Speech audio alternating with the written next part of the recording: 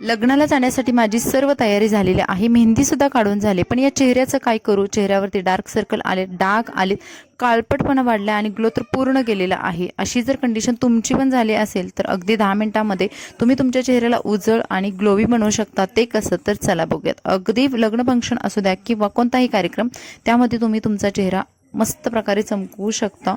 आणि त्यासाठी आपण काय वापरणार आहोत तर चला बघूयात. यासाठी तुम्हाला घरगुती फेशियल करायचं आहे. त्यामध्ये स्टेप 1 करायचे आहे. ज्या स्टेप 1 मध्ये मी काय काय घेतलेलं आहे बघूयात.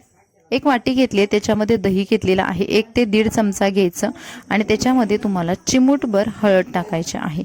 आणि ही हळद ना तुम्हाला मस्त त्या दह्यामध्ये मिक्स करायची आहेत.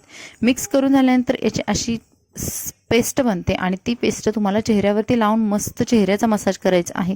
म्हणजे आपण चेहऱ्याचं क्लिनिंग करतोय, क्लिन्झिंग पहिली जी स्टेप आहे ते करतोय, ज्यामध्ये चेहऱ्याचा डर्ट निघून जाणार आहे आणि चेहऱ्यावरती जो वृक्षपणा वाढलेला आहे, चेहऱ्यावरती काळपटपणा आलेला आहे, तर ते घालवण्याचं काम पहिली स्टेप करते. त्यामुळे आपण दही आणि हळद वापरलेलं आहे. मस्त आपण फेसवॉश करतो ना, अगदी त्या पद्धतीने चेहऱ्याचं फेसवॉश करायचं आहे आणि त्यानंतर आपण बाकीच्या स्टेप करणार आहोत. चेहरा जर छान प्रकारे क्लीन झाला तर त्याच्यानंतर आपण ज्या काही स्टेप करणार आहोत तोच रिझल्ट आपल्याला चेहऱ्यावरती दिसणार आहे.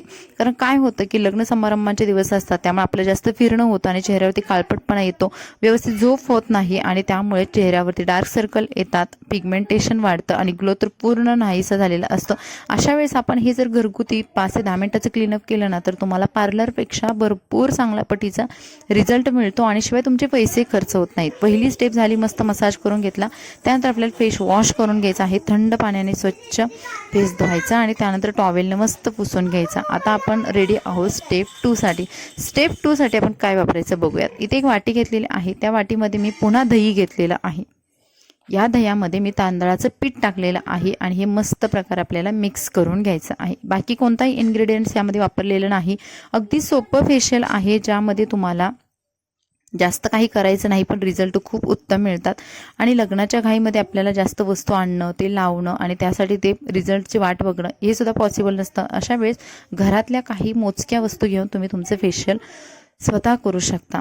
तर ही पेस्ट पुन्हा चेहऱ्याला लावायची आणि मस्त प्रकारे चेहऱ्याचं स्क्रबिंग करून घ्यायचं आहे. म्हणजे मस्त प्रकारे चेहऱ्यावरती ही जी पेस्ट आहे चोळून घ्यायची आहे, जेणेकरून डर्ट निघून जाईल, काळपटपणा निघून जाईल. शिवाय जे ब्लॅक हेड आलेले आहे चेहऱ्यावरती बघा, काळे काळे अशी हे येतात, फोड येतात किंवा व्हाईट हेड येतात, ज्याच्यामधून आपल्याला बी वगैरे बाहेर निघतो असं बोलतात, तर ते पूर्ण त्याच्यातून क्लीन होतं, घाण निघून जाते आणि चेहरा पूर्ण स्वच्छ होतो. चेहरा स्वच्छ झाला की आपोआप आपल्या चेहऱ्याचा आतमधून जो उजळपणा आहे, नॅचरल ग्लो आहे, तर तो बाहेर आपोआप पडणार आहे. फक्त आपल्याला ओठांच्या खाली, ओठांच्या बाजूला, नाकाच्या बाजूला अशा पद्धतीने सर्क्युलर मोशनमध्ये ही पेस्ट चोळून घ्यायची आहे, जेणेकरून ना तिथे जिद्दी जे डाग असतात की जिद्दी झालेलं जे ब्लॅक हेड व्हाईट हेड असतात तर ते निघून जाण्यास मदत होते. कारण हे सहजासहजी निघायला बघत नाहीत, तर या स्क्रबरने ते बऱ्यापैकी कमी होतात आणि आपल्याला जे चेहऱ्यावरती झालेलं पिगमेंटेशन आहे तर ते निघून जाण्यासाठी दुसरी स्टेप आपल्याला छान प्रकारे मदत करते. आता बघूयात आपल्याला स्टेप नंबर 3.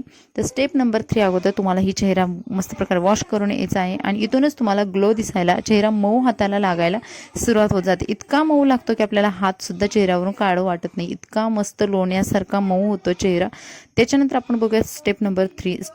स्टेप नंबर 3 खूप सोपी आहे, कमी वेळात होणारी पण जास्त रिझल्ट देणारी ही स्टेप आहे.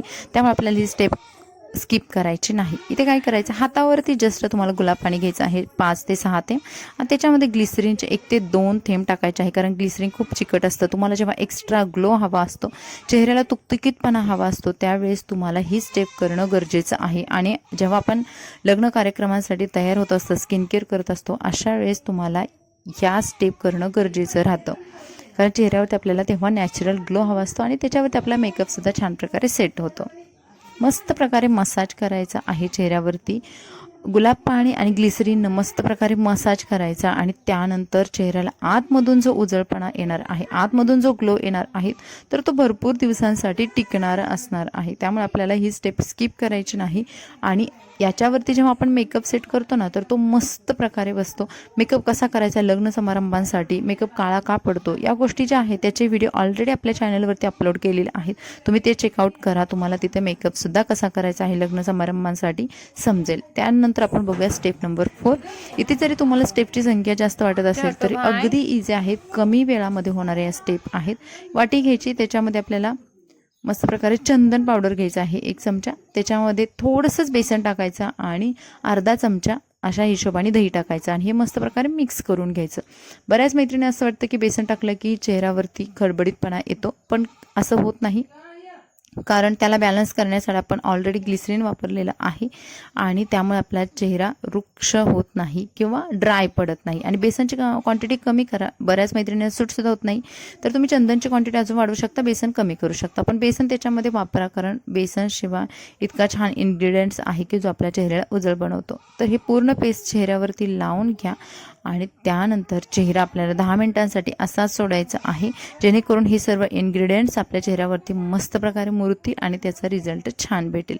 10 मिनिटांसाठी ही पेस्ट आपण सुकायला ठेवूयात. 10 मिनिटं झाल्यानंतर बघाल पूर्ण पेस्ट सुकलेली आहे आणि आता वॉश करून घेऊयात. हा नॅचरली ग्लो आहे. बऱ्याच मैत्रिणींना असं वाटतं की मी कोणतीतरी फाउंडेशन वापरलेलं आहे, कोणतीतरी क्रीम वापरलेली आहे, तर असं बिलकुल नाही. तुम्हाला मी लाईव्ह दाखवते.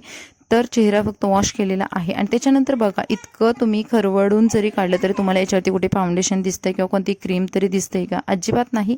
हे आपलं ओरिजिनल आहे, ओरिजिनल फेस आहे आणि आलेला नॅचरल ग्लो आहे. तर इथं हे आपलं क्लीनअप आहे ते कंप्लीट झालेलं आहे. फक्त तुम्हाला पुढची एक स्टेप करायची आहे, म्हणजे मॉइश्चरायझर लावायचं आहे, जे तुमच्या स्किनला छान प्रकारे सूट होतं तेच लावा. हलकंसं लावा मॉइश्चरायझर आणि पूर्ण चेहऱ्यावरती परत सनक्रीम लावून द्या आणि इथे आपलं क्लीनअप कंप्लीट होतं. तर हा होता आजचा व्हिडिओ. तुम्हाला कसा वाटला कमेंट्समध्ये नक्की सांगा. व्हिडिओला लाईक करा, आपल्या चॅनलला सबस्क्राईब करा आणि हा व्हिडिओ शेअर करायला विसरू नका, जेणेकरून तुमच्या मैत्रिणींसुद्धा याचा लग्न सराईमध्ये फायदा होईल. चला भेटू अशाच नवीन व्हिडिओसोबत. मस्त राहा. बाय.